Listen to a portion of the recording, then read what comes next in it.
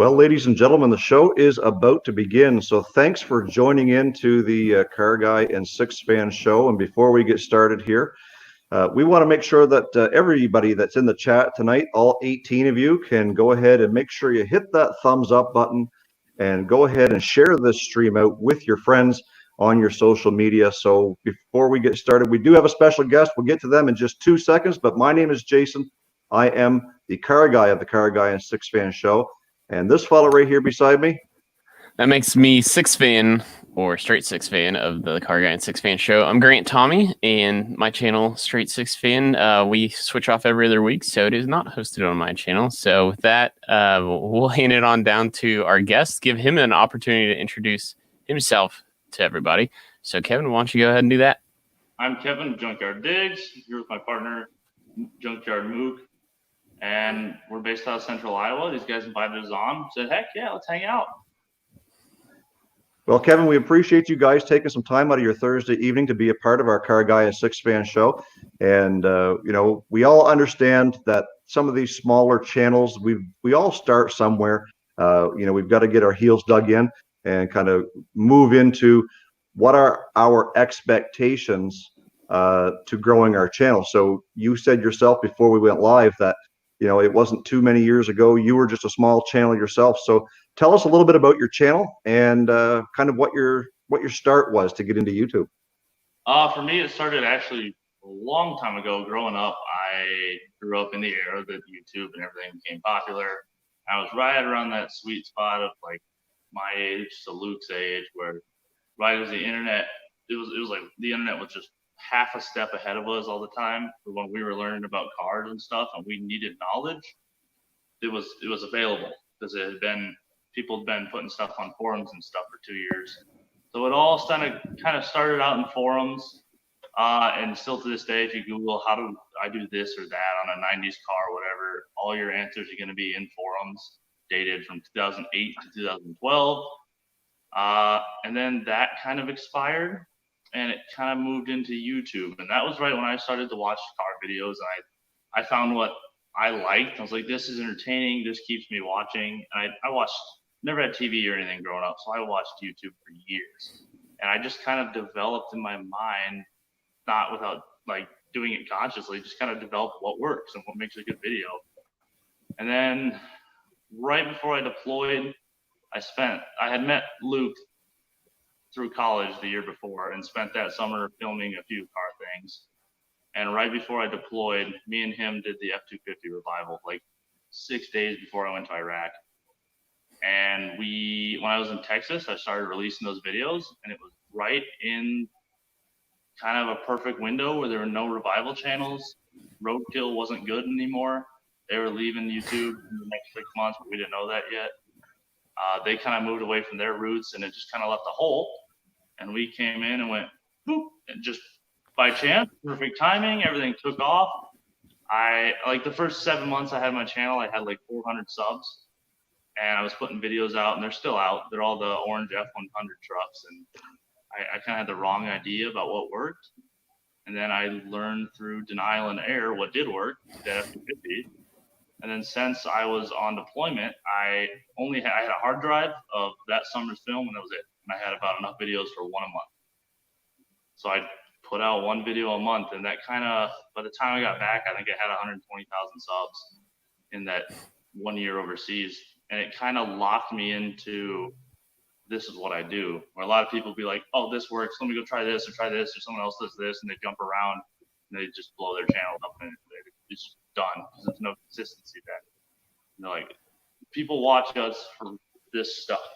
And when you can lock yourself into a bracket, that's what you become, which has its ups and downs. But that's, when I got back, it was locked in. I'm like, okay, this is what I'm going to do. I just kept with it. It's done really well. Well, I know one of the things that I hear people talk about quite often is like, so you may have found your niche or kind of your sweet spot of where you want to land, but there's still a way where you can kind of do what they call content pivots, like still kind of stay in brand, but then freshen it up a little bit and try to find something a little bit different. So I think maybe a good example of a pivot might be right there over your right shoulder in a lifted Firebird. So tell us a little about kind of where your content's taking you currently in the present day? So yeah, that's exactly why this is behind us right now. I did just revivals for a good while there, and the first thing I tried with that orange truck, the old videos, was the cliche, what everyone thinks is what works, because that's what they saw in 2012, 14, when YouTube started to get its feet on the ground, was things like B is for Build, fabrication series, channels like where they build stuff in the garage. It's just like episode by episode of them building a car. And at that time, that worked. People watched that, they liked it, and channels grew large. And if you had a channel that grew large during that time that did that, you can still survive today, which is why B is for Build, those guys are still around. Notice you don't see any new channels coming up anymore of that type. Well, when we hit it perfect, it was the revival channels is what was getting traction. And now there's 100 revival channels, and it's super saturated ever since I started. And we're looking at it like, numbers are starting to dwindle a bit, but we already have the fan base there. Let's do something risky. Let's try some build videos, which is what we did. And so far they've done pretty well.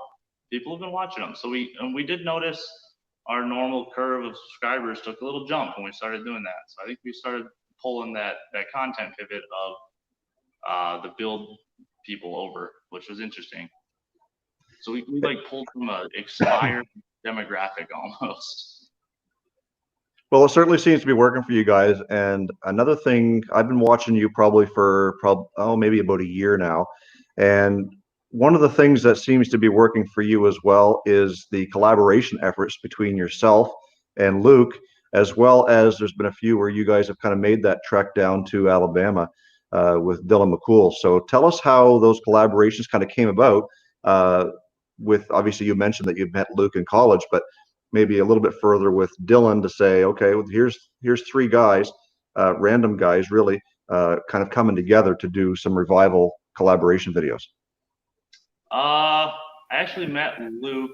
It is a little more complicated. He, somewhere around the episode 30 or so of Roadkill, he used to upload his videos with their title. It'd be like straight up Roadkill episode 36 or whatever it was. And he'd leave it for a day, so it got that initial push, and then he'd change it. And I looked up the next episode of Roadkill one day, because they used to do like every Tuesday or whatever, they dropped a video.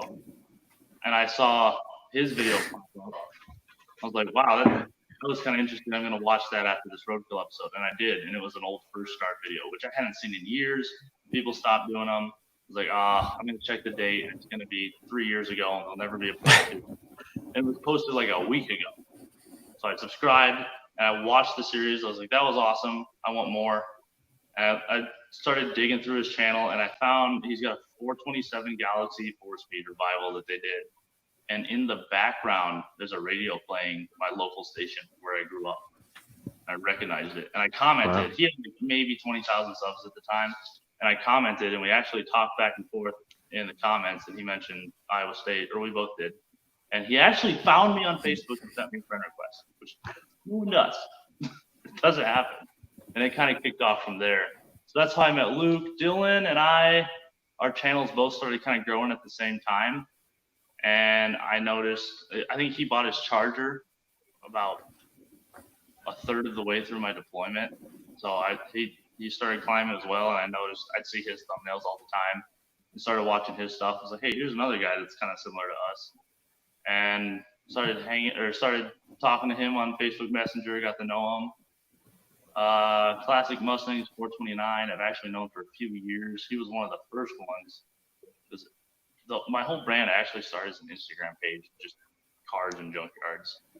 I met him through networking with people on there. And anything from there, it's just been a lot of networking, get to know as many people as we can, and just build that outreach. Yeah, and that's actually. Oh, sorry. Cut you off there.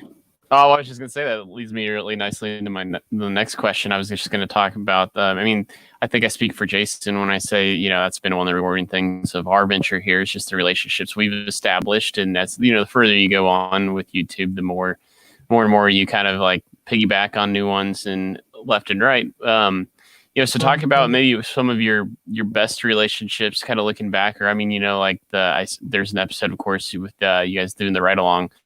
with say Flying Sparks Garage. What kind of relationship are you most maybe kind of blown away by, or you still can't believe to this day that you have because of this? That's a good question. I talk to John Inzerillo from Cars and Cameras on a daily basis. We text back and forth with some whatever dumb thing we're working on that day. They've got like 750,000. Yeah. Question. Yeah, sorry. You say Cars and Cameras. That reminds me of. So people think I am ripping off Eric the Car Guy with my Fairmont. I built a Rat Rod Radio Flyer go-kart, and my series predates their Rat Rod Radio Flyer by like 2 years. And I have haters basically saying that I'm ripping off Cars and Cameras, and I'm like, you can check the dates, man. I was doing it first, but whatever. So next time you talk to John, tell him that. I'm gonna ask him, like, hey, did you ever had anyone mention anything about a radio flyer go-kart and someone else doing it? Yeah, that's a tough question. Rob Kibbe's pretty neat person to know. Really good friends with Brian McTaggart from Bang Shift. He's done a lot of write-ups for us. Me and him would always he'd be like the only other person up at 2 a.m. when I'm editing on school nights, so we can always send stuff back and forth. It's just, I don't know, when you get to know him, you don't really see him as anyone special. I mean, we're all just people, except for this thing. Hey, she's proven her worth on many a video, so don't be knocking it. So before we go too much further in the show, we just want to take a few moments. You've mentioned about being deployed, so I'm not sure which service that you're a part of, but thank you. Even though I'm in Canada, you guys help support our defense as well, so thank you very much for your service. And we've got a lot of people in the chat tonight. We're at 42 right now, which I believe breaks our record for a number of people in the chat at any given time, by one at least. So guys, again, if you're in the chat, make sure that you're checking out some of these other channels that are here. If you just crawled out from under a rock and don't know who Junkyard Digs is, well, now is the time to go check out his channel. I'm going to put that link in the chat as well, so you guys can head over there and see that. But also, don't forget Straight SixFan. Even though tonight the show is being hosted on my channel, every other week it's on his. So go over to Straight SixFan's YouTube channel, hit him up, and make sure you click on that notification bell so you get notified when we do go live. So guys, thank you so much for tuning in and taking some time here out of your Thursday evenings. We're going to get right back into the questions for these guys. And if you have anything that you want to know about them, don't be afraid to put them in the chat, and we'll try our best to get them into the short show that we have. So guys, as we kind of jump forward and continue on with the show, I think now is a good time to talk about the old Pontiac behind you, and let us know kind of where that's come from and what the plans are in the future for that. I guess because I follow you, I know what they are, but maybe some of the other guys don't. So behind us is our 68 Le Mans that when I got back from deployment, I was scratching for content. And this thing, it was in my hometown, but I didn't know it was there for a long time, and it was right in the open. I don't know how I never saw it, but it was right next to the river, which went under in 08, 2010. Pretty much every time the rivers come up forever, this thing went underwater.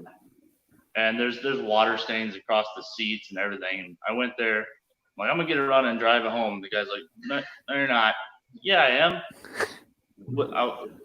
Was it flooded? And he's like, no, it's definitely never flooded. But you didn't get it running. I'm like, okay. We tried to get it going, and it was seized. And I pulled the valve cover off, and it looked like someone dumped a big old bag of Cheetos inside. It was just completely rusted. Yeah. So we brought it home. We pulled the driveline out. It had been T-boned. I forgot to mention that, and then flooded. We brought it home, pulled the driveline out. I got another 350 Pontiac for it from a guy. We pulled that apart just to check it. The oil pickup was laying in the bottom of the pan. It had 4 white cam lobes. The ring ridge was horrible. The cylinders were shot. It was junk. I was like, well, crap. And then I had other things pop up that were less work and easier and cheaper. So this got shoved in the bag. Yeah. And then sat for probably, what was it? Like 9 months at least. Yeah. 9-10 months. Probably all of a year. So we brought it down here in the winter. Yeah. And Mook and Luke were pressuring me to build some off-road car, and Mook's like, why don't we lift the Le Mans? And I had, that's a great idea, because what I'd been looking for was a full frame car with a big block. Like, where am I going to get like an A body that's destroyed? Where am I ever going to find one of those? And I literally like sat on that question. Your backyard. Yeah, 3 weeks, and I was like, I have one. So we drug it down here and gutted it out and started cleaning it up, bashed the big dent out of the side, and stuck a 455 Buick in it that turned out to be a 462, then poured over and redone. 31s, QA1 suspension in the rear, a quick performance, 9-inch Ford rear end. We're gonna run racing seats and a roll cage on the inside, and probably wrap it around a tree. Yep. I had to look real close. Are those BF Goodrich all-terrains? Is that the tread pattern I'm seeing? So it's good to know my eyes are still worth something. Well, Kevin, one of the things we like to do when we have any of our shows, we try to because this is meant to be a growth kind of outlet for a lot of automotive niche channels. First off, we try to best we can acknowledge everyone who's in. I don't know that we'll get to all 42 of you because that is a new record, but did want to say welcome to the likes of Chris Dirty Trucker 08, Scott Speed Shop Trucker Dave King, Eric the Great the First, American Bumper to Bumper, Impacts, Garage and Gaming, Mr. John 613 Hammer and Wrench Builds, to name a few. But a good question came up from Greaser Thoughts Garage. Of course, he's asking the question, what's the best way to grow? Is there a fast way or slow growth better? And I guess for me, I'll just kind of hijack the question for a second. Say the best way to grow, of course, is to come attend the CarrGuy SixFan show every Thursday night. But as you look back on kind of your growth and maybe some of the things that you said, I liked what was it? You said denial and error. There you go. What were some of the things that, obviously it's so much easier looking back now. It's much more of a clearer picture that, hey, if only I would have started doing this sooner. What are kind of some of those tidbits or tips and tricks you might be able to throw out to this group? So I think that's one of the big problems with people trying to grow is they're looking back. Never look back on YouTube. What's happened back there will never work again. Because YouTube right now is different from YouTube a year ago, and every year's algorithm will never work for the next year. No one knows how this works. 3 years ago when I started, if you made a good video, you're like, this is a good video and content, and the thumbnail's good, the caption or the title's good, and it's like a good, clean video that people will enjoy. It did well. It made sense. So I made good videos, it did well. Then I remember the first one I saw it happen to was, you heard of a guy named Ronnie Finger who made he's got that red Fiero. He made great videos on it. But that was when I first noticed what is today's algorithms. Call it the lottery. Everyone can put out a video. Doesn't matter if you have 100,000 subs or 12 subs. And YouTube will be like, that one. And it will promote the hell out of it. Like, there is Turn and Rust was a good example. They were a channel with like 2,000 subs, and they had an Opal on a trailer. It is an 1 hour and 3 minute video of a dude with a GoPro on his head getting a car running, like unedited. 40 million views in a year from nothing. So the best way, hope for that to happen. It hasn't happened to me since that started. I haven't had any, I've just been kind of hitting my averages. I haven't had anything go zing. So you can't count on that. The best way to grow is still find something original. It can be an original spin on something that exists, or it can be something totally original. What we did was we took Roadkill's first 20 episodes, or the cycle before that, before Roadkill even, was people used to do first starts back on like the first days of YouTube. And then that died off. Roadkill brought it back. Roadkill went to what Roadkill is now.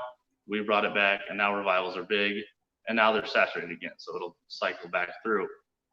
but we found an original outlet and people loved it and it took off. So if you can find whatever you're doing and make it something somehow that no one else is doing that's unique and original, you'll have a better chance. Just like overall, you'll have a better chance at succeeding.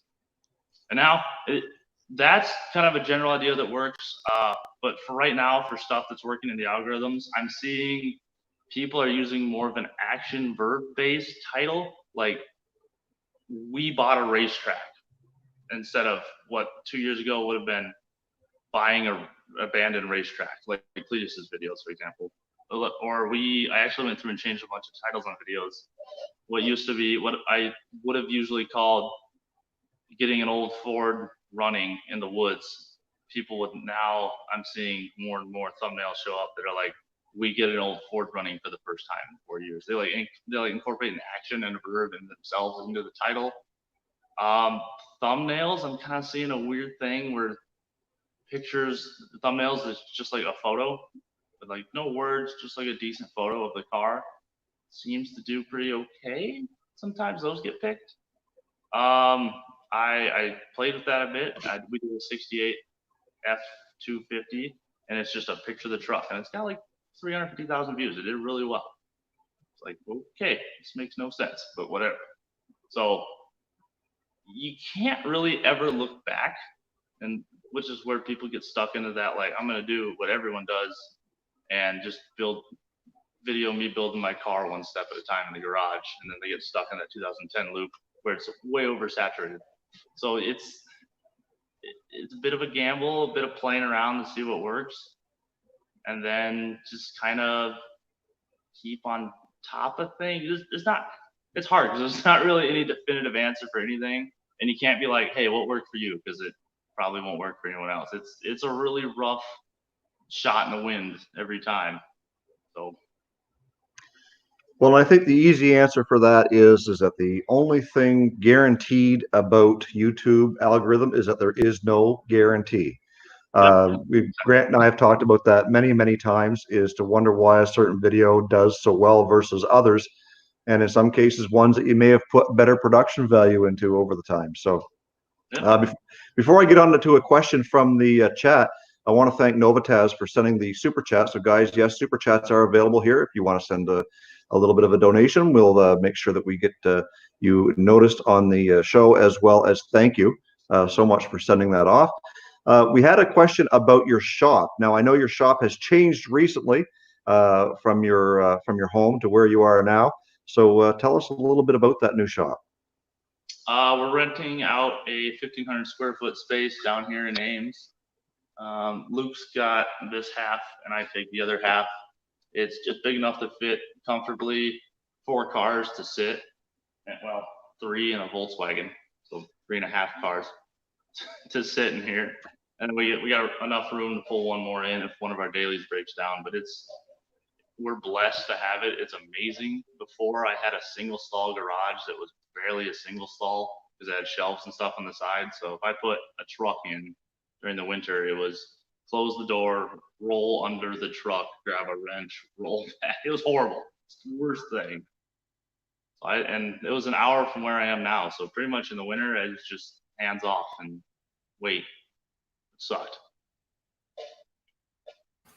Yeah, I can definitely relate to that. The Kansas winters and the tight confines. So, and I did want to. I know most people probably have pieced it together, but of course, you're talking about Thunderhead 289 when you say Luke. But some funny comments in from the chat as well. Garage Built kind of was, as you were saying, your channel's about, we can comfortably fit 4 cars, whatever we can do 4 cars with. He kind of commented that his whole channel is about what he can't build in a 2-car garage. So I thought that was pretty clever. But we did want to let you guys know, because we are getting in the last, say 10 minutes of the show. We did want to open it up to the chat to make sure this is your chance to ask a question of either Jason or I, or of course our guest, Junkyard Diggs, who's been so generous with his time. But Kevin, I wanted to kind of piggyback on your comment. You said, try to find something unique, do something unique, something that somebody else isn't doing. obviously Jason and I, me with a 78 Fairmont, him with the 79 Cordova, we have this weird affinity for OPEC era cars. I did want to talk a little bit about your Repo Rambler Revival series, but I think what do you think's the next? What's the next weird thing kind of coming down the pike for Junkyard Digs? I don't know. We don't use, this is the first build we've done, so this one's just been such a pile of time and money that I haven't really moved on in solid thought, to the next step. Mostly it's just, there's still 15 revival cars sitting out at the parents' place that I want to finish and then get rid of. I just need to do that. So probably after this is done, dig into the Fox body needs a new transmission and some other, it needs a new, it shakes so bad everything falls off. So we're gonna throw a trans in that, but I don't think that's gonna be a video. You're working on the Jeep, that's not gonna be a video. Not on your channel. Oh yeah, you're gonna make them, I guess. The Wildcat needs put together. The heads are still in California. And then after that 68 that we're gonna bring that truck down, work on that. Just kind of get everything brought back up to speed. And of course, I slide through Marketplace every day looking for stuff that pops up for $500 that isn't rusted in half yet. And then usually if we see something sitting in, that's a lot of the stuff we find from Marketplace or driving around. So it's kind of one of the driving forces of what I'm working on is what we find in the weeds that week. And that's kind of a little bit of a segue into a question that I had, but one that just came out of the chat as well, is does Mook have her own channel? And if you guys did not see the episode where Kevin reluctantly made her create a new channel, she does have a channel. I think I just checked it, and she's hitting somewhere in the vicinity of about 27,000 subscribers. And she does carry on some of the projects that you guys do on your channel as well. So I guess she hasn't spoken hardly 2 words to anybody tonight. Let's give her an opportunity to just talk a little bit about her channel to everybody that's in the chat tonight. Well, like you said, I wasn't super excited about having my own channel. In fact, there's like a couple episodes of Junkyard Digs where he jokingly says to go subscribe to me, and I say no, do not, because there's nothing there won't be. And then what did I get, like 5,000 subscribers, like 5,000 subs, and literally nothing. Said no content. And so I was like, all right, I guess they've spoken, so let's see what I can do. But we used to live over 3 hours apart, and down here is where I work on cars and like have filming equipment and whatnot. So couldn't really do a lot unless I was visiting him, so my content isn't super consistent, I guess, but they like it. But now that I'm here, I can film more often and have more consistent videos. And you have one that was kind of picked by that lottery. Yeah, I had one where I was driving the 2 revival trucks that we got from the same place you got the Triumph. Yeah, some farm. Yeah, and I was driving a stick. Yeah, and it randomly just took off and picked up like it's got like 400,000 views. It has it's more. It has more views than my videos. Than his videos on the truck. So I guess I'm kind of figuring out what my subscribers like too, because they're not all from Kevin. Yeah, and each channel will have. That's a good point. Each channel will have a subscriber base that prefers something. Right. So I'll be building the Jeep here, the 1976 J10 that's sitting outside on mine. So. And I did leave the link in the chat, guys, for Mook's channel, and it is Junkyard Mook is the name of the channel. So if you want to go search that after the show, go on over there and hit her up. There's been up to 50 people in the chat tonight, so that could possibly be 50 more subscribers for you. I hope that helps you a little bit. Here we are, the small channel doing what we're doing. So. We are getting ready to wrap up, and I know Grant has something he wants to say there. So Grant, go ahead.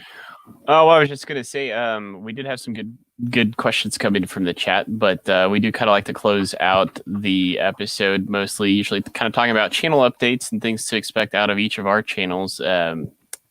Kind of, what's coming down the pike. And so I guess while I have 50 people maybe in front of me, I guess I will say I do have a burnout video that I want to release as soon as I hit 2,000 subscribers. So if you guys could help me crest the 1,500 to the 2,000 area, I would be more than happy to hit publish on that video. But some questions that came in, of course, Scott Speed Shop wants me to drag race Jezebel in the Fairmont. I don't know. I mean, that might be a hilarious video for a lot of you, but I think we all know how that one's going to end. Let's see here. I also had written down from Chris Dirty Trucker 08, and so I'll ask this one of you, Kevin. He was asking, what's the best way to kind of reach out? What kind of advice would you give to someone like him? He's a fairly small channel. When you're trying to reach out to another YouTuber to try to open a line of communication, I guess I personally say just try. But how would you advise somebody to be reaching out to maybe someone they admire or someone they want to collaborate with? I'm going to answer that as which inbox messages do I see that I actually respond to or don't go, what the hell, each day. Spell all your words right. Use good English. Like, the people that slide into my messages sometimes are just, I don't know what the hell they're doing. I don't know what these people are on. They're asking the weirdest, way too personal questions. Like, don't start with where am I from? I'm never going to tell you where I'm from. I had one dude just message me the other day, just a Kevin ? I had the same guy message. Delete ?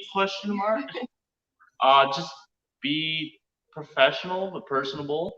Try to relate to what they're doing. Maybe if it's someone you never talked to them, or give them a compliment, or like, hey, one thing I do like to see is people be like, hey, I watched your video. It helped me out with this and that. Thank you very much. I have a question about this. I'm like, all right, yes, well written. This is a scholarly text message here. Let me answer this. And just usually I get taken aback by messages that are well formatted, and I'll be like, oh, of course I'll answer this. It's English. But much like when you're selling a car on Craigslist, the same thing. Yeah, literally. I'm pretty sure it's like they have a group and they just decide to message me every day or something.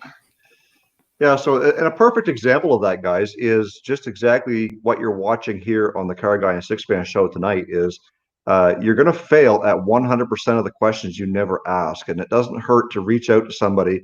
Again, like he says, be courteous and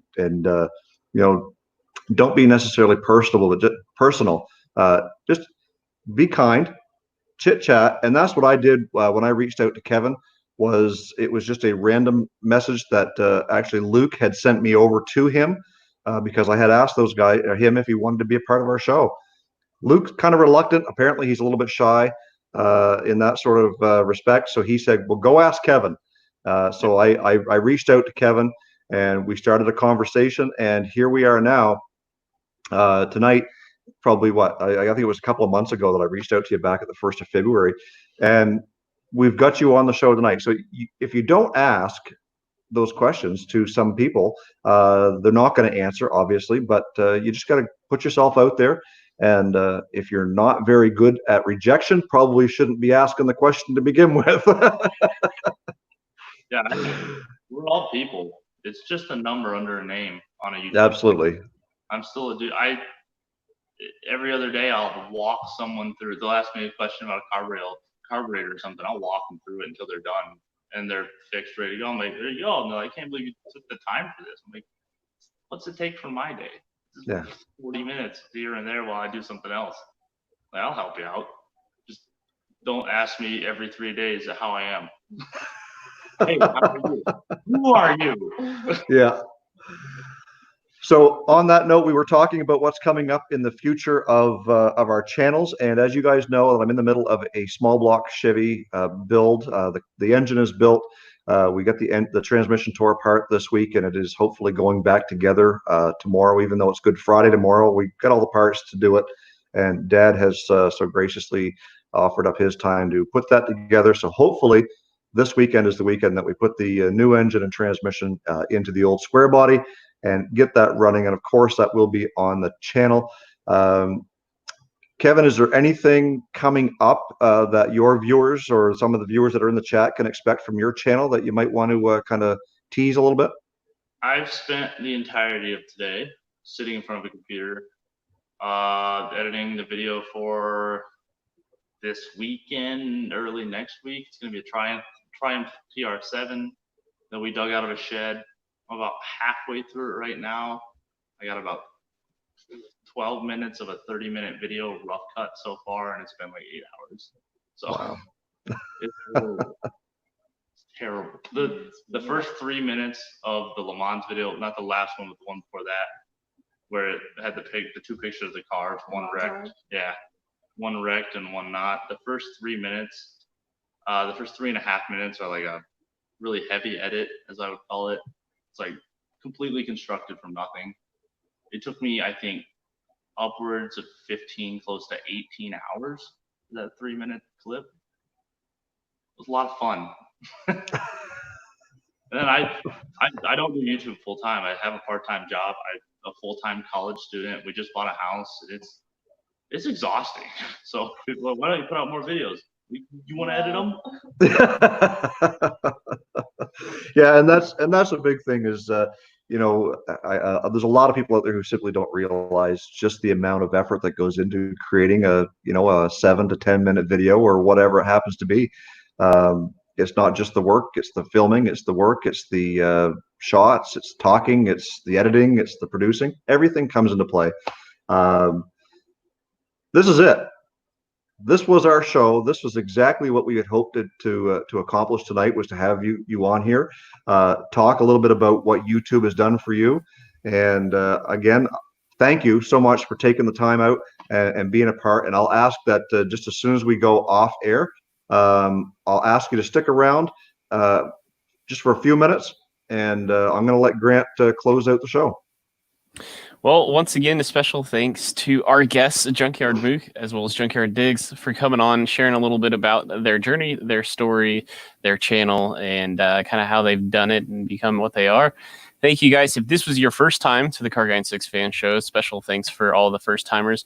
We invite you to come back next week, but just because if you are new to this, it does switch off every other week between my channel and Jason's. So next week, it will be on my channel.